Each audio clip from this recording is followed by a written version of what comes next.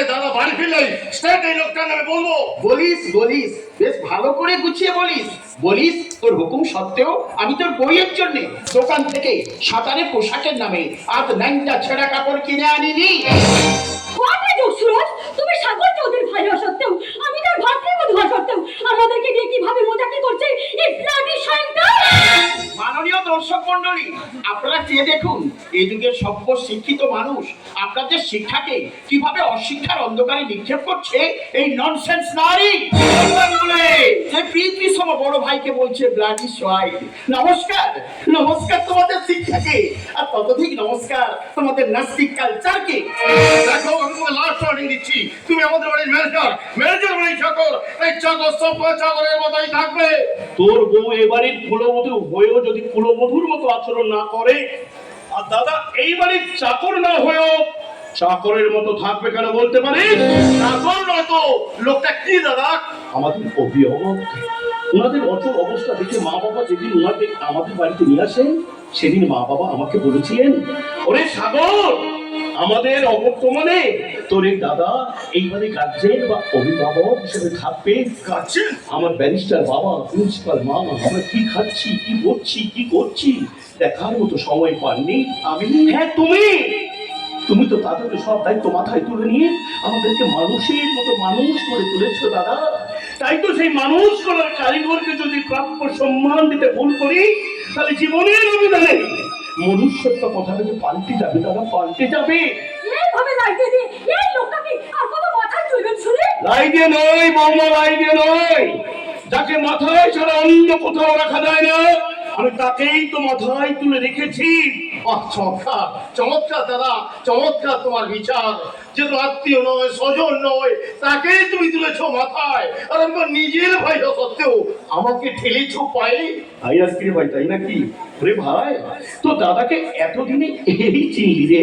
নিশ্চয়ই পরে যদি আপনার ভাইকে নয় খেলবেন, তাহলে তার নিজের কিছু প্রয়োজন হলে, তার স্ত্রীকে কিছু কিনে দিতে হলে তাকে কিনা হাত পাততে হবে এই লোকটার কাছে। এই নিয়মটা কিন্তু আমি বাধ্য হয়ে চালু করেছি বৌমা, কারণ টাকা জিনিসটা কি, কিসে তার অপচয় হয় আর কিসে তার সঞ্চয় হয়, আমার ভাই সুরজ এতদিনে সেটাও বুঝে উঠতে পারেনি। দাদা, ওরে ভাই লেখাপড়া সবার হয় না রে ভাই, সবার হয় না, হয়তো তোরও হয়নি, কিন্তু আমার ইচ্ছে ছিল কি জানিস, তুই কন্যা কোনো ব্যবসা করে নিজের পায়ে দাঁড়াস। তাই তোকে বহুবার বহু টাকা আমি দিয়েছি। বল ভাই বল, তোকে আমি দিইনি? দিয়েছো, তাতে কি হয়েছে? কিন্তু পেরেছিস কি কোনো একদিন আমার সামনে দাঁড়িয়ে মাথা উঁচু করে বলতে, দাদা দাদা আই এম সাকসেস, দাদা আই এম সাকসেস। তাই বলে আপনার উপর আমি দেখাচ্ছেন ক্ষমতা হাতে পেয়ে ক্ষমতার অপব্যবহার করবে? বৌমা, আমার অজান্তে আমার ভাই সুরজ তোমাকে বিয়ে করে এই বাড়িতে নিয়ে এসেছে, তাই ভাসুর হয়ে তোমার সৌম্য বিষয় খতিয়ে দেখার আমার কর্তব্য। আর দাদা যে ক্ষমতার অপব্যবহার করছে বলে তুমি যে অভিযোগ করছো, তুমি কেন আমার মৃত বাবা মা এসে বললো, এই কথা আমি কিছুতেই বিশ্বাস করব না। বিশ্বাস না হয় আমাদের সামনে জিজ্ঞাসা করো। হ্যাঁ হ্যাঁ, জিজ্ঞাসা করুন আমি সুইমিং ক্লাবে যাবো বলে ওকে সুইমিং কস্টিউম কিনে আনতে বলা সত্ত্বেও ও সেটা কিনে এনেছে কিনা? Swimming costume? বৌমা, আমি তোমার ভাসুর, আর ভাসুরের সামনে এই পোশাক দাঁড়িয়ে কথা বলতে তোমার লজ্জা করছে না? ব্যবসা কাজকর্ম সেরে ক্লান্ত বাড়িতে আমি রেস্ট নিই কেন? বাড়ির ভেতরে তোমার স্বামীর বন্ধু বান্ধবের সঙ্গে যাদের নাচ গান হই হুল্লোড় করছো, এমনকি আমার মায়ের আমলে তুলসী অঞ্চটাকে তুমি লাথি মেরে ভেঙে গুড়িয়ে দিয়েছো, তাতেও তোমার সাথ কাটানি। লিখিত চলে অগণিত লোকের সামনে সুইমিং কস্টিউম পরে শরীর দেখাতে চাও, শরীর। তুই জ্ঞানের কথা বলিস সাগর, যারা জেগে ঘুমায় হাজার ধাক্কা দিলেও তাদের ঘুম ভাঙবে না। বাবা, আমি যদি বাবা মাকে কথা দিয়েছিলাম আমি যতদিন বেঁচে থাকবো চৌধুরী বংশের মান সম্মান আমি ধুলোয় মিশে যেতে দেব না। তাই এদের বেলাল্লা করা আমার আর সহ্য হয় না রে। তার চেয়ে তুই আমাকে ছুটি দে ভাই, তুই আমাকে ছুটি দে। কি করে ছুটি দিই দাদা, কি করে ছুটি দিই? তুমি না থাকলে আমার মা সন্ধ্যাবেলায় কি করে তুলসী গোড়ায় সূর্যের প্রদীপ জ্বালাতো, লক্ষ্মী পুজোর দিন কিভাবে লক্ষ্মীর পদচিহ্ন রাখতো, বিজয়া দশমীতে দেবী দুর্গা মাকে সিঁদুর দানের পর বাড়ি ফিরে এসে বাড়ি অন্যদের হাত থেকে সিঁদুর মুক্ত। এসব কি শিখাবে আমার বউকে? তোমার বউ? হাই কলিটো, আপনি কি বিয়ের কথা ভাবছেন নাকি? ভাবছি নয় বৌমা, ভাবছি নয়। আমি জানি বৌমা আমার বিয়ের বয়স পেরিয়ে গেছে, তবে একটা পরিস্থিতির চাপে পড়ে আমি বিয়েটা করতে বাধ্য হয়েছি। সাগর দাদা, নবপল্লী গ্রামে গিয়ে সেখানকার মানুষদের যেমন কিছু আমি দিয়ে এসেছি, তেমনি তোমাদের জন্য নিয়ে এসেছি তোমার বৌমা। বৌমা কই রে, কই বৌমা কই? তুই একা এলি, তাকে সঙ্গে নিয়ে এলি না কেন? দাদা, আমার ছোট ভাই সুরজ আমার মতো একটা রংবাড়ি মেয়েকে বিয়ে করে অতি সহজে নিয়ে এলো দাদা, কিন্তু আমি সেটা পারিনি দাদা, আমি পারিনি। আমার মা বাবার ইচ্ছে ছিল আমার বিয়েতে মহব্বত বসবে, বাজি ফুটবে, হই হুল্লোড় হবে, কিন্তু তাদের সেই ইচ্ছে পূরণ হলো কোথায়? পূরণ হলো কোথায়? সাগর তাই তোমার অগ্নিসাকে স্ত্রীকে আমি রেখে এসেছি। আর থাকবে যতদিন চৌধুরী বাড়ির গার্জেন বা অভিভাবক হিসেবে তুমি কি তাকে সম্মানের সহিত নিয়ে আসো। আসবো আসবো, নিশ্চয়ই নিয়ে আসবো। এই দিনটার জন্য তো আমি অপেক্ষা করেছিলাম। এবার আমার ব্যবসার লোকজনদের, তোর আত্মীয় পরিজন সবাইকে ডেকে ডেকে বলবো আমার ভাই সাগর বিয়ে করেছে একটা মেয়েকে, রত্ন রক্ষার হাত থেকে বাঁচিয়ে চৌধুরী বংশের মুখকে উজ্জ্বল করেছে। না না, আর দেরি করা যাবে না, কালই বাড়ির কুললক্ষ্মীকে আমি নিয়ে আসবোই। দাদা, এভাবে বিয়ে তার আমার ধুম। আমি তো ভাবতেই পারছি না। তবে যে শুনেছিলাম আপনার বাবা মা আপনার বউ পছন্দ করতে গিয়ে মারা গিয়েছিলেন বলে আপনি নাকি ধনুর মালা পণ করেছিলেন যে জীবনে আর কোনোদিন বিয়ে করবেন না। কিন্তু সেই প্রতিজ্ঞা রাখা গেল কোথায় মা? আমি তোমার ভাসুর, তাই ভাসুরে তোমার প্রতি আমার একটা কর্তব্য আছে মা। What do you mean? I mean you have a needed teacher. Yes! তোমাদের মতো বধুরা নীল ফুলের মধু হয়ে সোনার সংসারগুলো থেকে তছনছ করে দিচ্ছ। তোমাদের কাছে সূচিটা কি, নম্রতা কি, স্বামীর ধর্ম কি, এইগুলো শেখানোর জন্য ভালো একটা শিক্ষিকার প্রয়োজন। মাগো, তাই তো তোমাদেরকে সুশিক্ষায় শিক্ষিত করতে একটা শিক্ষিকা নিয়ে আসছি।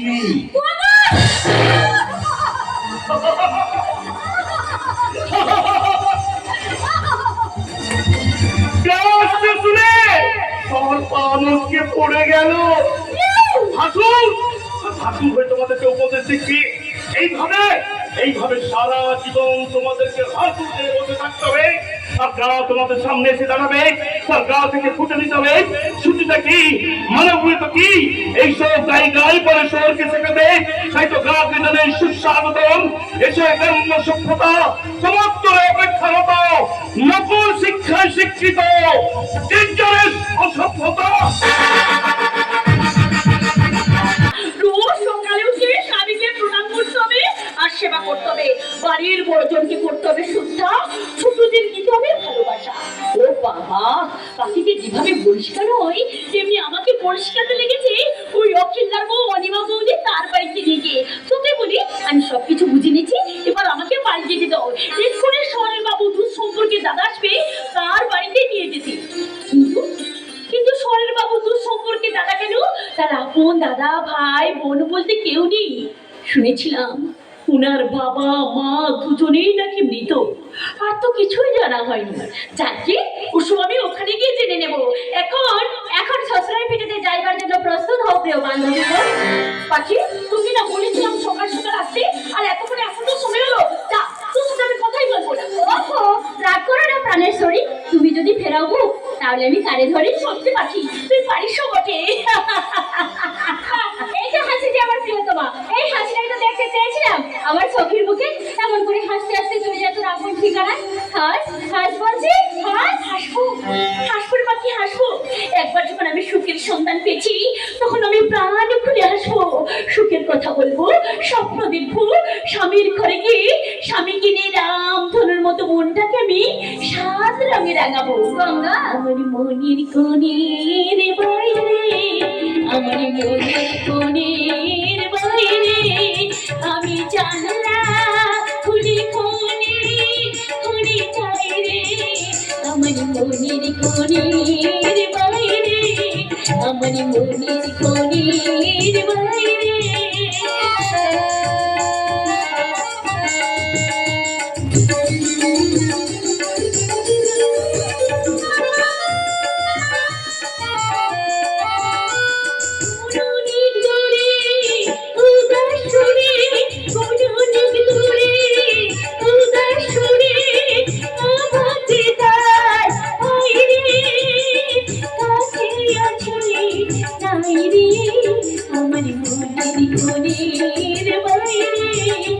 আমার মনের কোণের বাইরে, আমার মনের কোণের বাইরে।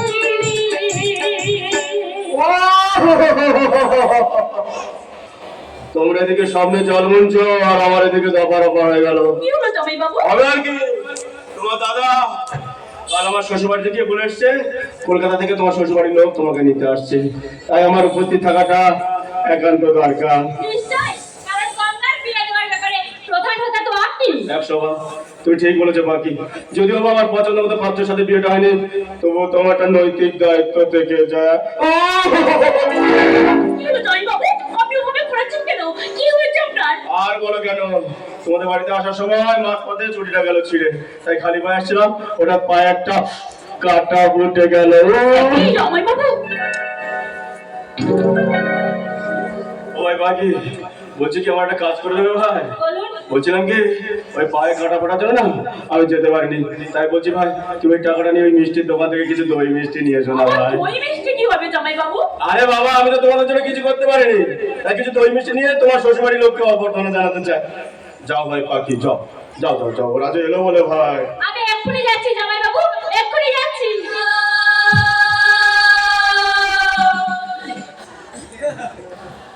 হ্যাঁ তোমার দাদার কথা দেখবো, অর্ধেক বউ? যাও এটা দেখছি তুমি কিছুই বলছো। আরে বাবা শালিকা মনে হচ্ছে দেখবো, ওগো তুমি তো আর রসিকতা পছন্দ করো না। আচ্ছা ঠিক আছে, তার মধ্যে যদি কোনো ভুলে থাকে তার জন্য কান ধরে ক্ষমা চাই।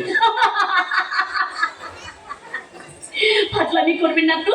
এতদিনে কিছু না বুঝলেও এখন অক্ষিন্দার বউ অনিমা বৌদির কাছ থেকে শিক্ষা পেয়ে কোনটা রসিকতা কোনটা ফাজলামি সেটা আমি বুঝতে পেরেছি। আর দেখবো বলছি মানে রাগ করো তো? পুরো বউ বলিও রাগ করবো না। আপনি আমার জামাই বাবু, আপনি আমাকে কত কি বলতে পারেন। বলছো অবশ্যই, ওসব কথা বাদ দিন। আমার দাদা গেছে মন্দিরে পুজো দিতে।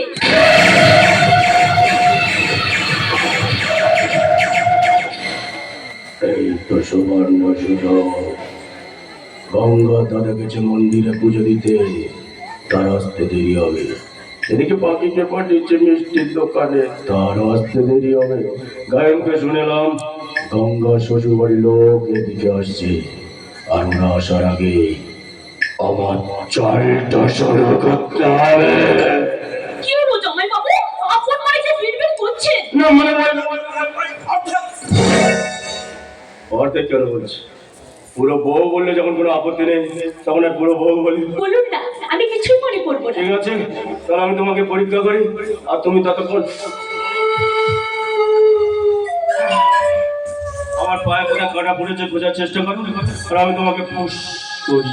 সহজ হবে না, সহজ হবে না মশাই, সহজ হবে না। আমার পা ধরো না, ছাড়ো ছাড়ো তোমার পা। না না, আমি কিছু দই ছাড়বো না যতক্ষণ না আমি। অবুঝো না গঙ্গা, অবুঝো না। দোহাই তোমার, তুমি আমার পা ধরে হাজারবার খসামত করলো।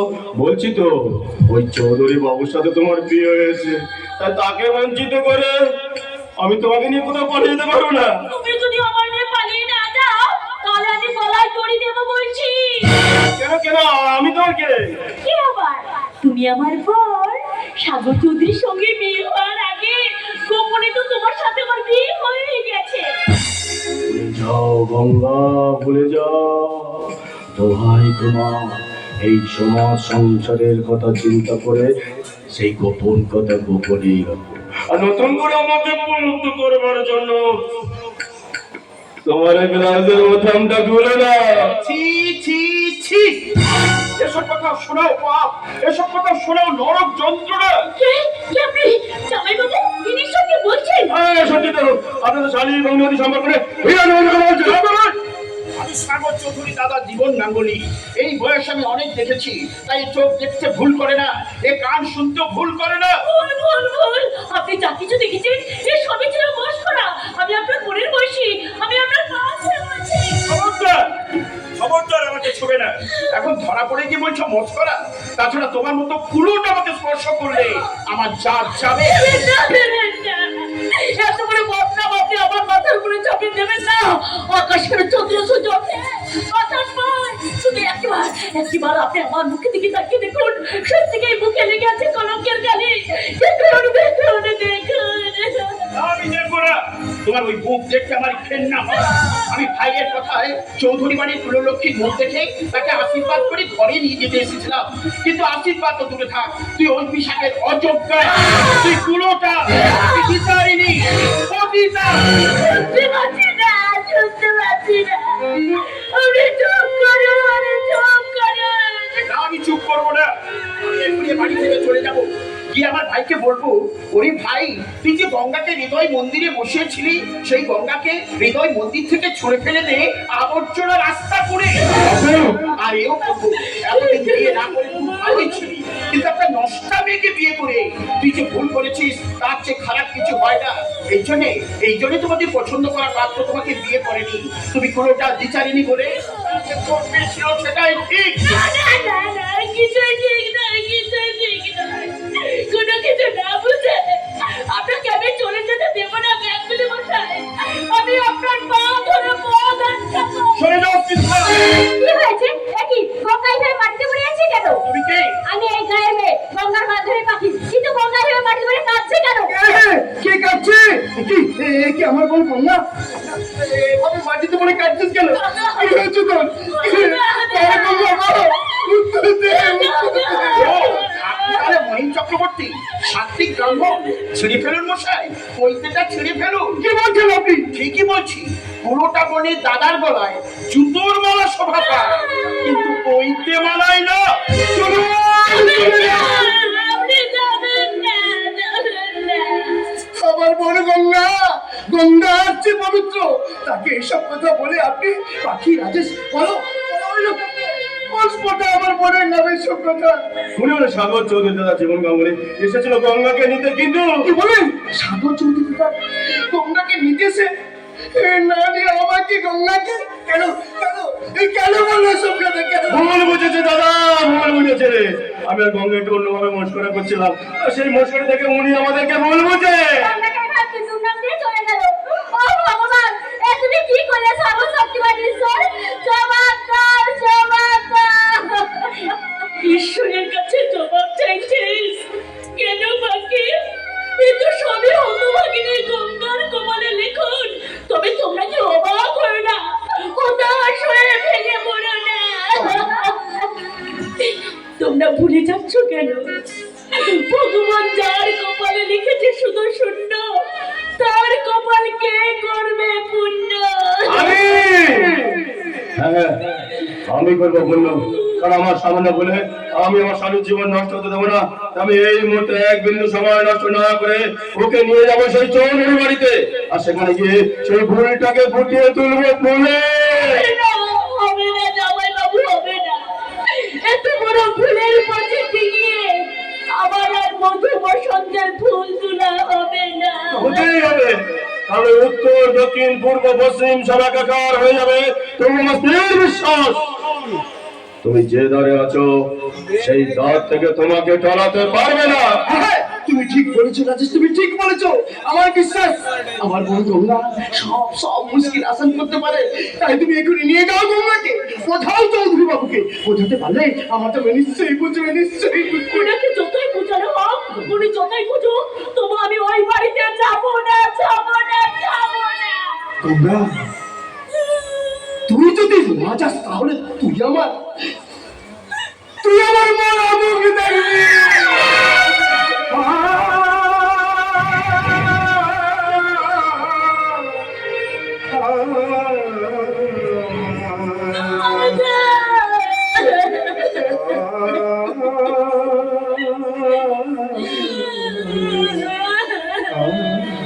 ওরে বোন, বিয়ের পর মেয়েদের স্বামীর ঘরে তো স্বর্গ নেই, তাই তুই সেই স্বর্গে যাব। সেই স্বর্গে তোর জন্য অপেক্ষা করে আছে এক সুন্দর দেবতা। এই গঙ্গা, চল চল চল। যাবো দাদা, যাবো। তুমি কষ্ট পাও, এমন কাজ আমি কোনোদিনও করিনি, আর করবো না।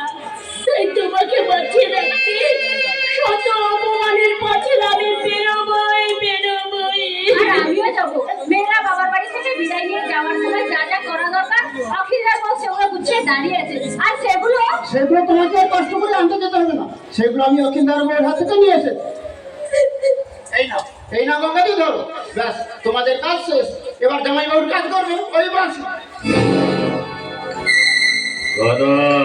জামাই বাবু আপনার সব কাজে প্রায় শিখি, এবার বাজাই বসে। না রে শালা, এখন এখানে করুণ সিং চলছে, তাই এই সিংহের সুরের বাজনা বাজানো ঠিক হবে না।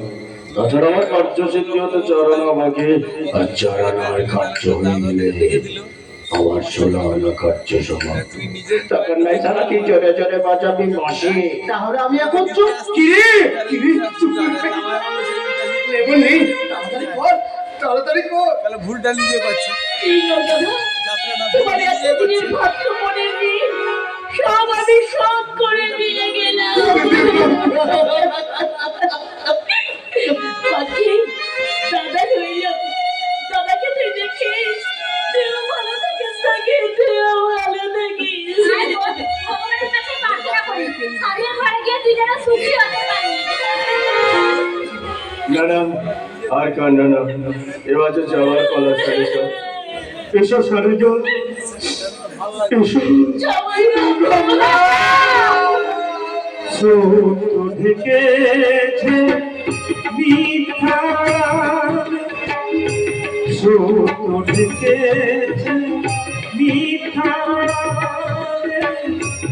সে কি ফিরে পাবে না? বিধি যা লিখেছে নিয়ম লিখিতে, সে কি হবে না, সে কি হবে না? বিধি যা লিখেছে নিয়ম লিখিতে, সে কি হবে না, সে কি হবে না?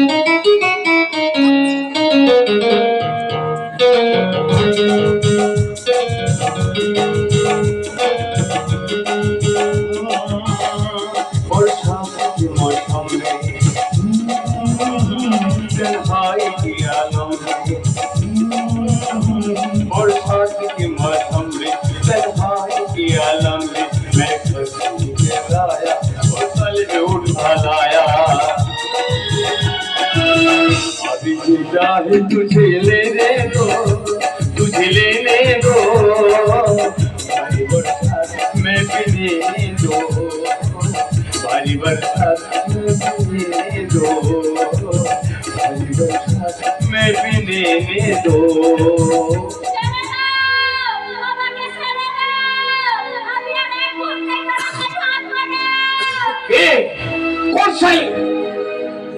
চিৎকার করে এই রূপে একটা লড়াই করছে, ও শালিকে হামলা করনে ওয়ালা লড়কে। তবে নায়ক এখনো থামায় না, মেনে জোর করে নামাতে হবে। আজ দুপুরে এক নয়া চিড়িয়া খরিদ করে এ পাড়ার মৌসুম আমার হাতে তুলে দিলাম। আরে লেকিন দিলে কি হবে, ধামা করতে চাইছে না, তাই আমি তাকে জোর করে রাজি করাবো আমাদের লাইনে ধান্দা করতে। জরুর জরুর, দেখো এতদিন হয়ে আসছে যে লড়কিকে আমি খরিদ করি, সে যদি কাম করতে রাজি না হয়, তাহলে তুই এই পতিতা পল্লীর মাস্তান বাদশা, আরে জোর করে তুই তোর কায়দায় রাজি করস, কারণ তুই আমার পোষা গুন্ডা আছে। জানি জানি তোমার পোষা গুন্ডা আমি। কাউকে মারতে বললে মারি, কাউকে কাঁদাতে বললে কাঁদাই, আর তার জন্যই তো বোতল বোতল খেয়ে নিজেকে পিসাচ বানিয়ে রাখে। আরে বাজা তুই, তবে আমিও তো একটা রক্তের মাংসের মানুষ। সেই রক্তের মাংসের মানুষ হয়ে আজ তোমাকে বলছি, ওই মেয়েটাকে তুমি আজকে ঘরে আটকে রাখো, কাল আমাকে ঠিক রাজি করে দেবো। এই বাজাই, আরে কাকা, আরে আজ কেন পারবি না? আজকের দিনটা তো তুমি জানো শেখ, আজকের দিনটা আমার প্রেমিকা বন্ধুটা মারা গিয়েছিল, তাই তাকে মিথ্যা করে অপরাধী আজকের দিনে আমি জেলে যাই। ঠিক আজকের দিনে তুমি আমাকে জেল থেকে ছাড়িয়ে নিয়েছে, এই বিল্লুকে বাচ্চা নাম দিয়ে পতিতা পলির মস্তান তৈরি করছে। মস্তান এই বসে আমাদের আজকে দিন তো দুঃখে দিয়েছে রে, আর রোনার দিন হচ্ছে। হ্যাঁ, আজ নিজে যখন কাঁদছি তখন আজ আমি অন্য কাউকে কাঁদাতে পারবো না আছে, তাই তুমি আজকের দিনে আমাকে আমাকে ক্ষমা করো। এই বসে পরে তুই কাঁদলে যে আমাকে কাঁদতে হবে রে, তাই তোকে কাঁদলে চলবে না, তোকে হাসতে হবে আর আমাকে भी হাসাতে হবে। এই সবাইকে কাঁদিয়ে আমি ইয়াদ রাখিস, তোর ওই কান্না দেখার জন্য তোকে আমি মুঠো মুঠো টাকা দিই না। আর ওই ইয়াদ রাখিস, ওই সব ফেয়ার থাকবি বলে তুই তোর মাসুকার নামে আমাকে জবান দিয়েছিলি আর কসম খেয়েছিলি আমার যে কোনো কাম তুই যখন তখন করে দিবি। হ্যাঁ, আমার ভালোবাসা মাসুকার নামে জবান দিয়েছিলাম, কসমে খেয়েছিলাম, তুই আজকে সেই জবান সেই কসমের খেলাপ আমি করবো। তাহলে আমি ভাবো তুই যে মাসুকার নামে আমাকে জবান দিয়েছিলি তো সেই মাসুকা ছুটে আছে।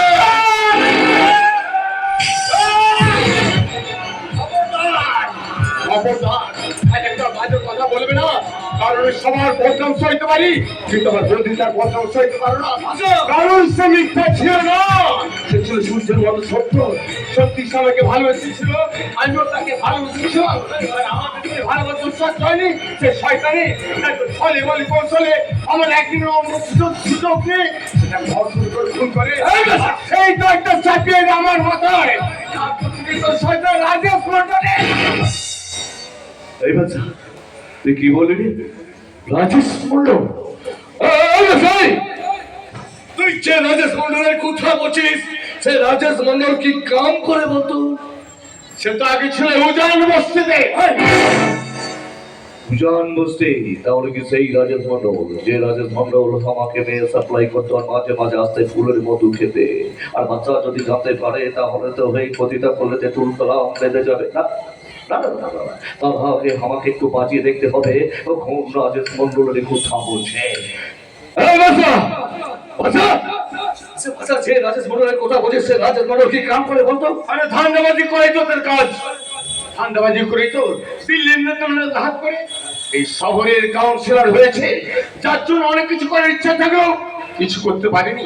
আর এ শুনেছি ভেতরে ভেতরে কালো কালো ব্যবসার সঙ্গে জড়িত ও নারী পাচারের সঙ্গে নাকি যুক্ত আছে। তাহলে আমি যে আন্দাজ করেছিলাম তাই তার জিন্দগির সবচেয়ে বড় দুশ্মন আর আমার জিন্দগির দোস্ত ওই রাজেশ মন্ডল একই লোক। তখন থেকে বিড়বিড় করছো বলতো, বলো ভাবে কি তুমি রাজেশ মন্ডলকে চেনো? তাকে আমি চিনো কি করে রে? আরে তাকে তো আমি দেখিনি।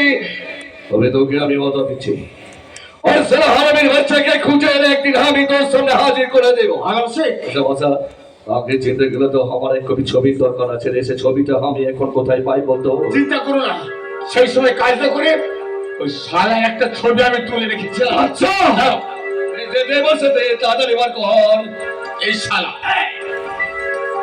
কি বাত, এবার আমি 100% শিওর হয়ে গেলাম। মানে এবার আমি 100% শিওর ও হারামির বাচ্চাকে খুঁজে এনে একদিন আমি তোর সামনে হাজির করে দিবে। আলম শেখ তুই শুধু আমার কাম করে যা। আজ আমি যে জেনারেলকে খরিদ করেছি তাকে তুই জোর করে লাইনে নামাবি। বল বাসা বল, তুই জোর করে নামাবি, বল জোর করে লাইনে নামাবি, বল আলম শেখ আমি ওয়াদা করি তুমি যখন আমার সত্য সম্মান বলেছো আমি সব ভুলে কান্না হলে আবার বন্ধুদের প্রবন্ধন হয়ে যাওয়া জানোয়ার আর জানোয়ার হয়ে ওই মেয়েকে আমাদের লাইনে কাজ করতে বাধ্য করাবোই। তুমি এসো তখন মহিল মাসি দোকান থেকে আরো একটা 700 লাখ টাকা মাল খেয়ে একটা 150 বাটি মাল মুখে দিয়ে যাচ্ছ শালির বরে।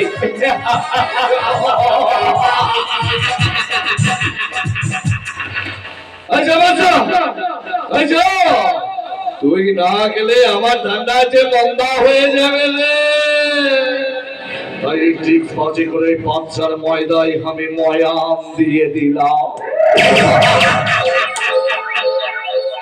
এবার জানান দিতে হবে ওই রচিস মন্ডলকে, তাকে সময় করে বলে দিতে হবে, সব তাকে জানিয়ে দিতে হবে।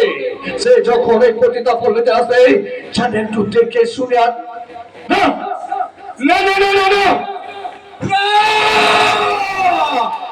আমি ওই রাজেশ মন্ডলকে হারাতে পারবে না, কারণ ওই রাজেশ মন্ডলী তো আমাকে কম উমরে নয়া নয়া চিড়িয়া দেওয়ার কাস্টমার। আরে তার জন্যই তো আমার এই ব্যবসা বলে এই ওকে আমাকে জিন্দা রাখতে হবে। প্রয়োজন হলে ওই সালা হরামির বাচ্চাকে আমি একদম খালাস করে দেব।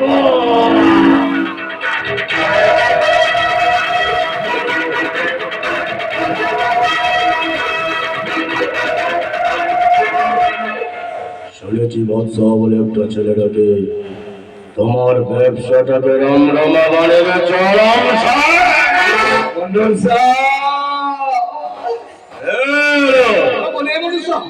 এতদিন ধরে আসছে যে মালটার সাথে তো মোলাকাত করে দিল না। দিবে দিবে জরুর দিবে।